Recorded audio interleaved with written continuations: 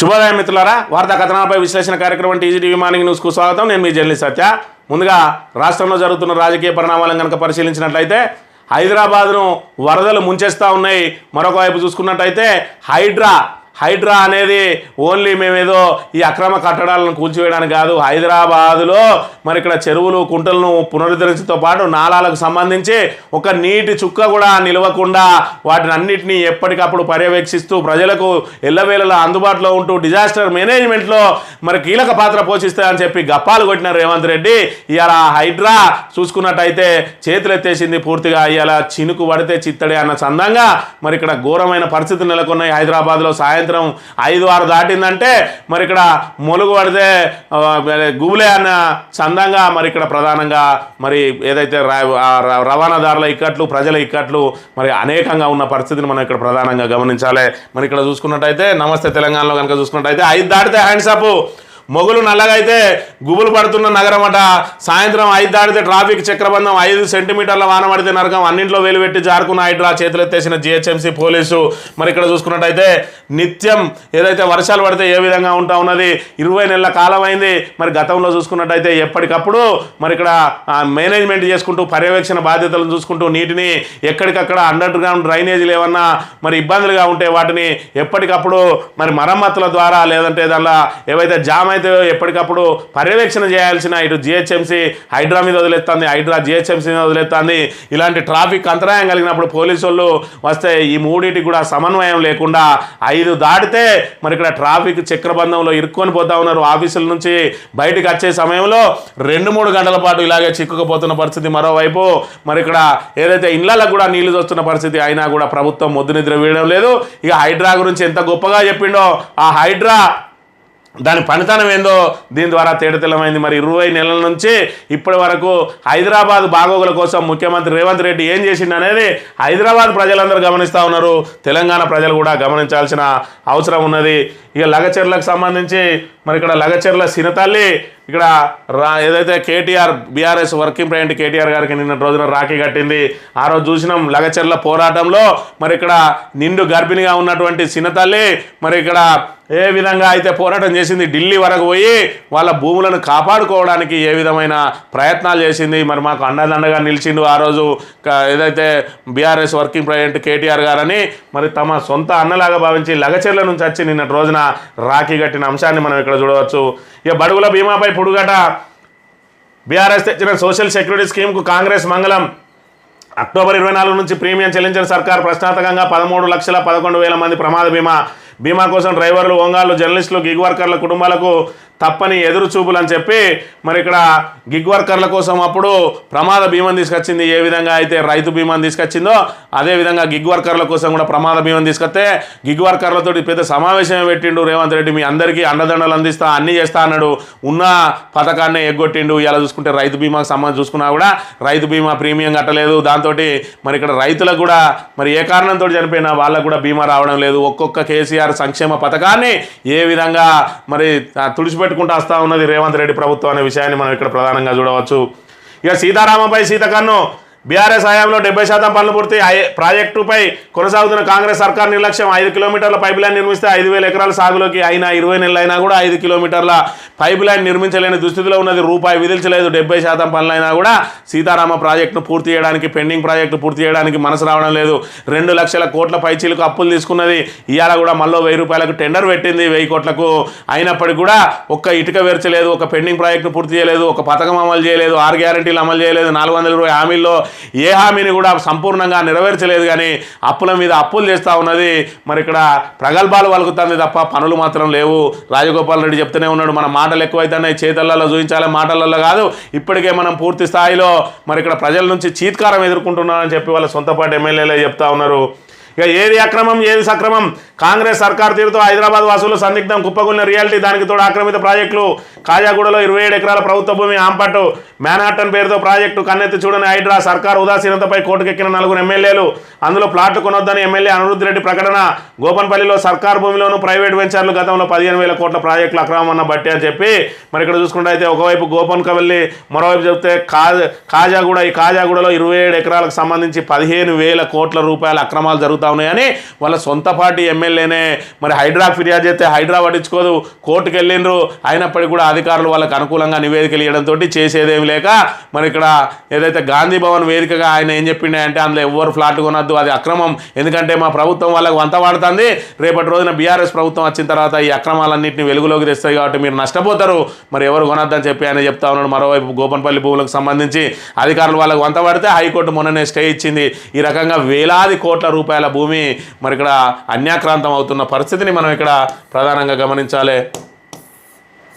ఇక dummy varsity fake కోర్సులట, నకిలీ సంస్థతో ఎంఓయూ జేఎన్టీలో తప్పటడుగులు, ఒక్క చర్యతో ప్రతిష్టాత్మక విద్యా సంస్థకు మరక, కేఎఫ్ఆర్యు సంస్థతో ఎంఓయూపై దుమారం, 2 ఫారిన్ కోర్సుల్లో విద్యార్థులకు అడ్మిషన్లు, జర్మనీలోని టాప్ 3 యూనివర్సిటీ అంటూ ప్రచారం, అది ఫౌండేషన్ వర్సిటీ కాదంటూ ఫిర్యాదులు, అయినా స్పందించే జేఎన్టీయూ అధికారులు. అలాగే ముందుకెళ్తే విద్యార్థులకు తీవ్ర నష్టమే అని చెప్పి మరి ఇక్కడ ఫారిన్ కొలాబరేషన్ తోటి మరి ఇక్కడ ఏదైతే బీటెక్ కోర్సులో 4 ఏళ్ల కోర్సులు చేరితే 2 ఏళ్ళు ఇక్కడ 2 ఏళ్ళు జర్మనీలో చదువుకునే అవకాశం డైరెక్ట్ కల్పిస్తున్నామని చెప్పి మరి ఇక్కడ కేఎఫ్ఆర్యు అనే యూనివర్సిటీ అని చెప్పి ఇక్కడ నాలెడ్జ్ ఫౌండేషన్ యూనివర్సిటీ అని మరి దీంతో ఎంఓయూ కుదుర్చుకున్నది, తీరా చూస్తే అది యూనివర్సిటీ కాదట, ఫౌండేషన్ అట. అక్కడ జర్మనీలో ఉన్న తెలుగు వాళ్ళందరూ కూడా ఇది యూనివర్సిటీ కాదు, ఇది ఫౌండేషను, విద్యార్థుల భవిష్యత్తుతో ఆడుకోకుండా అని చెప్పి ఇక్కడ మెయిల్ పంపిస్తూ ఉన్నారు జేఎన్టీయూకు. అయినా జేఎన్టీయూ అధికారులు మొద్దు నిద్ర వేయడం లేదు, ప్రభుత్వం పట్టించుకోవడం లేదు. మరి 2 సంవత్సరాలు పూర్తయిన తర్వాత వాళ్ళు జర్మనీకి వెళ్ళినాక తెలుస్తుంది వాళ్ళ భవిష్యత్తు ఏందన్నది. మరి ముందే హెచ్చరించినా ఎందుకు పట్టించుకోవడం లేదు, మరి ఇక్కడ ప్రభుత్వం ఎందుకు పట్టించుకోవడం లేదు. విద్యాశాఖ మంత్రి, సాంకేతిక విద్యాశాఖ మంత్రి కూడా రేవంత్ రెడ్డి గారే కాబట్టి దాని మీద పర్యవేక్షణ లేదనడంలో ఎలాంటి అతిశయోక్తి లేదు. ఇక యూరియాకు సంబంధించి చూసుకున్నట్టయితే మరి రేవంత్ రెడ్డిని అడగాలే, ఈ చెప్పులు బీఆర్ఎస్ వాళ్ళు పెట్టించినా లేదంటే యూరియా కొరతతోటి వీలు పెడతానా. ఒక దిక్కేమో యూరియా కొరత ఉన్నది అని కేంద్రం దగ్గర బిచ్చమెత్తుతాండ్రు, మళ్ళీ ఇక్కడికి వచ్చి యూరియా కొరత లేదు, అందరికీ సమానంగా ఉన్నది, ఇది బీఆర్ఎస్ సృష్టిస్తూ ఉంటుంది అన్నారు. ప్రభుత్వ అసమర్థత ఏ విధంగా ఉన్నది అనేది దీన్ని బట్టి మనకు అర్థమవుతా ఉన్నది. ఇక కడియంపై వేలాడుతున్న కత్తులట, గన్పూర్లో రగులుతున్న అసలు కాంగ్రెస్, సింగారపు ఇందిర కోసం ఏకమైన నాయకులు, ఉప ఎన్నికలో టికెట్ ఇవ్వాల్సిందేనని డిమాండ్, లేదంటే కాంగ్రెస్ పార్టీ కథమేనని ఆల్పేయటం. కక్కలేక మింగలేకపోతున్న కడియం శ్రీహరి అట. కడియం శ్రీహరికి సంబంధించి అక్కడ మరి అసలైన కాంగ్రెస్ నాయకులు ఎవరు కూడా ఆయన వెంట రావడం లేదు. ఈయన ఎవరైతే ఈయనకు అనుచరులుగా ఉన్న అతి కొద్ది మందిని మాత్రమే వెంటేసుకొని తిరుగుతూ ఉన్నాడు. మరోవైపు ఈయన మీద పోటీ చేసి ఓడిపోయిన సింగారపు ఇందిర ఎవరైతే ఉన్నారో ఈ రోజున ఉప ఎన్నికలు రాబోతూ ఉన్నాయి, ఖచ్చితంగా స్పీకర్ వేటు వేస్తాడని చెప్పి ఏదైతే ప్రచారం జరుగుతూ ఉన్నదో, ఇప్పటికే మరి బీఆర్ఎస్ నుంచి ఫిరాయించిన ఎమ్మెల్యేలు ఉన్న చోట వాళ్ళ మీద ఓడిపోయిన కాంగ్రెస్ వాళ్ళందరూ కూడా మరి వాళ్ళ కార్యకర్తలను చెక్కు చెదరకుండా వాళ్ళ వెంటే ఉంచుకుంటున్నారు. ఖచ్చితంగా సింగారపు ఇందిరకే టికెట్ ఇవ్వాలి, లేకపోతే కడియం శ్రీహరిని ఓడించి తీరుతామని చెప్పి హెచ్చరిస్తున్న పరిస్థితిని మనం చూడవచ్చు. ఇక సాక్షి దినపత్రిక విషయానికి వస్తే కోరు వదిలి కల చెదిరి అని చెప్పి మరి ఇక్కడ ఏదైతే ఇంజనీరింగ్ కోర్సులలో అందరూ కూడా కంప్యూటర్ సైన్స్ వైపే వెళ్తూ ఉన్నారు. కోర్ కోర్సుల వైపు ఎవరు కూడా వెళ్తలేరు. కోర్ కోర్సులు అంటే మిగతా వాటికి సంబంధించి మెకానికల్ అయితేంది, ఎలక్ట్రికల్ అయితేంది, మరి ఇక్కడ మన ఈసీ అయితేంది, మరి అదేవిధంగా మైనింగ్ అయితేంది, ఇలాంటి కోర్సులు అన్నింటిని వదిలి అందరూ కూడా సాఫ్ట్వేర్ అని ఏదైతే పోతా ఉన్నారో ఇలా ఆర్టిఫిషియల్ ఇంటెలిజెన్స్ వచ్చి మీ అందరినీ కూడా దెబ్బతీస్తూ ఉన్నది. ఫారిన్కి వెళ్ళే వాళ్ళందరూ కూడా ఇదే ఐటీ సెక్టార్లోనే ఐటీ చదవడానికే వెళ్తూ ఉన్నారు. మరి అక్కడ అనేక రంగాల ఫార్మా రంగాల్లో అయితేంది, మరి ఇక్కడ లీగల్ రంగాల్లో అయితేంది, ఇతర కోర్సులలో అనేక అవకాశాలు ఉన్నప్పటికీ కేవలం ఐటీ రంగంలోకే వెళ్ళడానికి ప్రయత్నం చేస్తూ ఉంటే మీకు అక్కడ అతి తక్కువ మరి ఏదైతే కమిట్మెంట్ తోటి కూడా మీకు జాబులు వచ్చే పరిస్థితి లేదు అని చెప్పి ఇక్కడ చెప్పిన పరిస్థితి మనం ఇక్కడ గమనించాలి. ఇక బదులు ఇవ్వకుండా బెదిరింపుల ఆట, పార్లమెంట్లో ప్రమాణం చేశా మళ్ళీ చేయాలన్నా, ఎలక్ట్రానిక్ ఓటర్ డేటా అందజేస్తే ప్రధాని పదవిని మోడీ చోరీ చేశారని నిరూపిస్తాం. ఎన్నికల సంఘం అధికారులు ఇప్పటికైనా నిజం చెప్పాలి, లేకపోతే ఏదో ఒకరోజు వారిపై చర్యలు తీసుకోవడం ఖాయం. రాజ్యాంగంపై మీరు దాడి చేస్తే మేము మీపై దాడి చేస్తాం. కాంగ్రెస్ నేత రాహుల్ గాంధీ హెచ్చరిక. బెంగళూరులో ఓటర్ అధికార ర్యాలీ అని, బెంగళూరులో మరి ఇక్కడ నకిలీ ఓట్లు ఎక్కువ ఇచ్చిందని, అదేవిధంగా బీహార్లో ఓట్లను తొలగిస్తూ ఉన్నారని చెప్పి ఇక్కడ ఏదైతే ఈసీ మీద యుద్ధానికి దిగుతూ ఉన్నాడు రాహుల్ గాంధీ, మరి దాన్ని బట్టే మోడీ ఓట్ల చోరీతోటే గెలిచిండు అని చెప్పి మరి పెద్ద ఎత్తున ఆరోపణలు చేసుకుంటూ రాజ్యాంగాన్ని చేతిలో పట్టుకొని తిరుగుతూ ఉన్నాడు.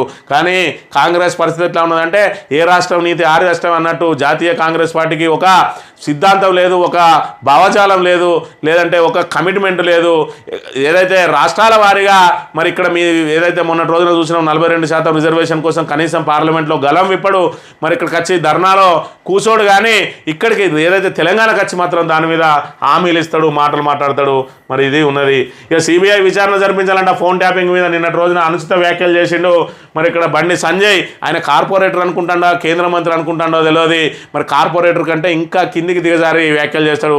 రాష్ట్రంలో ఉన్న అందరు ఫోన్లు విన్నారట మరి ఇక్కడ కేసీఆర్. అందుకే మరి బుచ్చగాళ్ళు కూడా వాట్సాప్లలో మాట్లాడుకున్నారట. అంటే బుచ్చగాళ్ళ ఫోన్లను కూడా మరి ఇక్కడ రికార్డ్ చేసిరని చెప్పి మరి చిల్లరగా అంటే ఏం తెలియని ఎడ్డిబాగులో లెక్క అవి చేస్తాడు. ఆఖరికి కేటీఆర్ కోట్ల రూపాయలు తీసుకుని అంటాడు. దాని మీద కేటీఆర్ క్షమాపణ చెప్పకుండా ఖచ్చితంగా నేను కోర్టుకు లాగుతా అని హెచ్చరించిన పరిస్థితిని కూడా మనం ఇక్కడ చూడవచ్చు. ఈ ఆంధ్రజ్యోతి విషయానికి వస్తే ఆంధ్రజ్యోతి అనేది ఇవాళ 42% అమలు చేయలేక మరి ఇక్కడ కాంగ్రెస్ దోషిగా నిలిచింది బీసీలల్లో.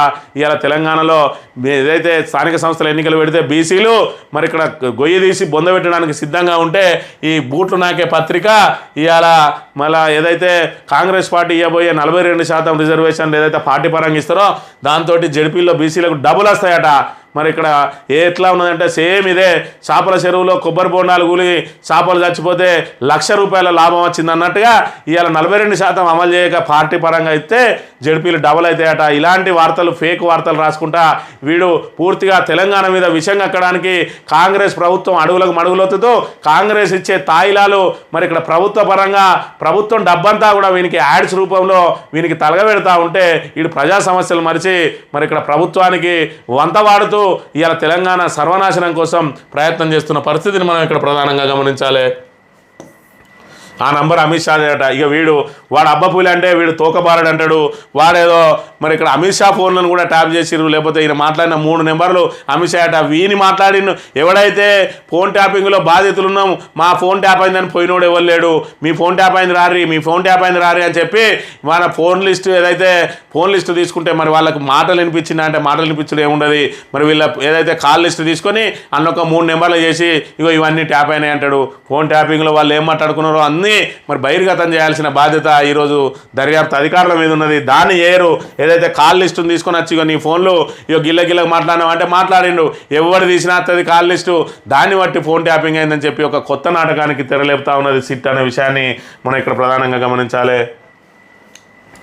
అమెరికా ఆయుధాల కొనుగోలు నిలిపివేత భారత్తో వాణిజ్య చర్చలు ఉండవట. టారిఫ్ల వ్యవహారం తేలే వరకు ఇదే పరిస్థితి అన్న ట్రంప్ మరి ఇక్కడ చూసుకున్నట్టయితే భారత్ తోటి వాణిజ్య చర్చలు ఉన్నాయని చెప్పి మరి ఇక్కడ ఇప్పటికే 50% సుంకాలు విధించిన ట్రంప్ అంటే అసలు అమెరికా ఆయుధాలను కూడా మేము కూడా కొనుగోలు నిలిపివేస్తామని చెప్పి ఇక్కడ భారత్ అంటా ఉన్నది అని చెప్పి ఇక్కడ ఊహాగానాలు వెలువడతా ఉన్నాయి.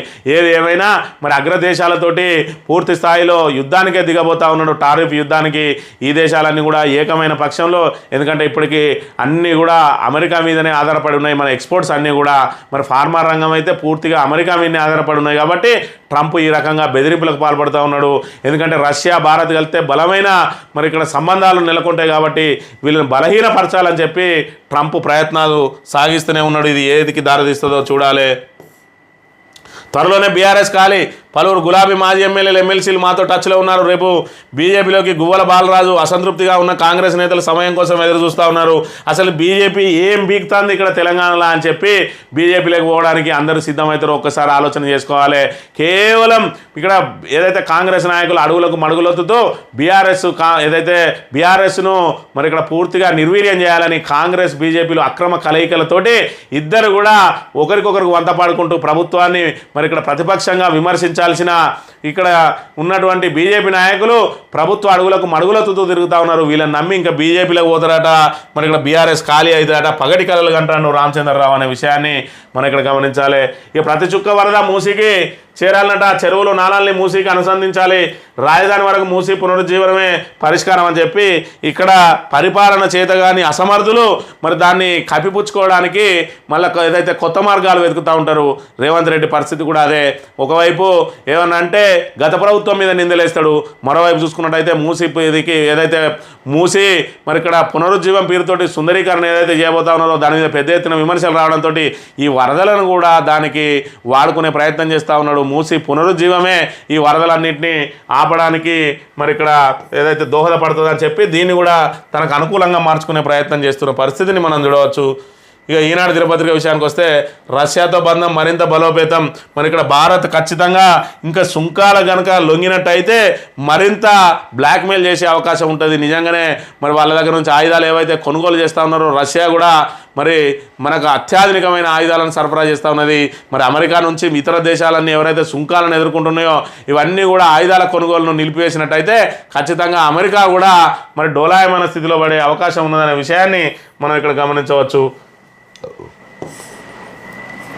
ముగ్గురు తప్ప అందరూ బాధితులే, ఈయన మాత్రం సెంట్రల్ మినిస్టర్ కాదు కార్పొరేటరే అని చెప్పి మరి కరీంనగర్ ప్రజలకు ఏం చేసినవా అంటే మరి లేదు, మొన్నటికి మొన్న నాకు మంత్రి పదవి వద్దంట అన్నాడు. ఎందుకు వద్దంట ఉన్నాడంటే పార్లమెంట్లో ఈయనను అడిగింది ఒకే ఒక ప్రశ్న, ఐటమ్ నెంబర్ 6, ఆ ఐటమ్ నెంబర్ 6కు ఆన్సర్ చెప్పలేక పాస్ అన్నాడు.